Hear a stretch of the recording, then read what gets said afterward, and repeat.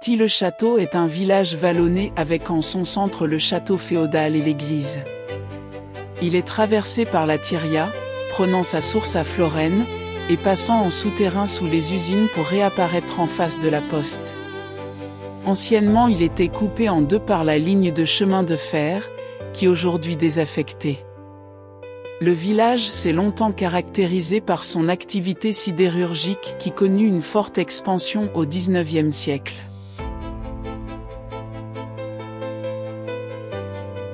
Des vestiges romains furent découverts à Tille, mais le village n'est cité qu'à partir de 868, dans le polyptyque de Jean de Cabré mentionnant la liste des possessions de l'abbaye de l'Aube.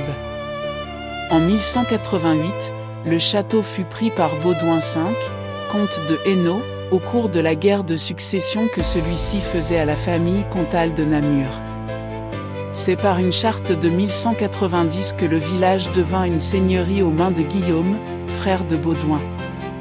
La seigneurie de Tille-le-Château comprenait Chastresse, Cours-sur-Eure, et plus tard Gourdines, Sommezé, Féroul et Tarsienne. Différents seigneurs se succédèrent, notamment les Werchins, les Melins, les Lignes, les Croÿ, les Barbançon-Gemont et les Rohain.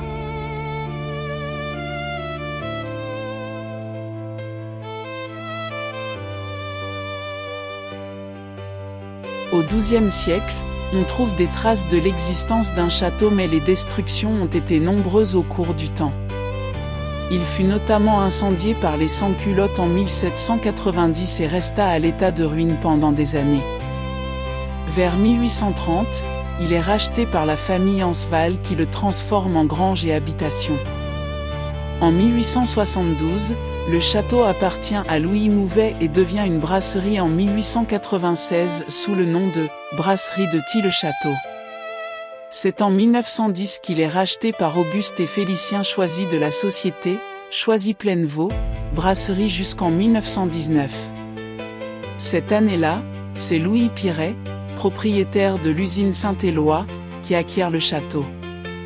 De 1928 à 1931, la restauration complète du château est entreprise sur les plans de l'architecte Puissant.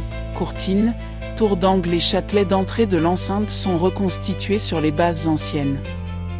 En 1940, l'explosion d'un convoi de munitions français endommage fortement le château. Il a été reconstruit depuis. Il est actuellement la propriété de Monsieur Corbeau et est inoccupé. Merci et à la prochaine fois.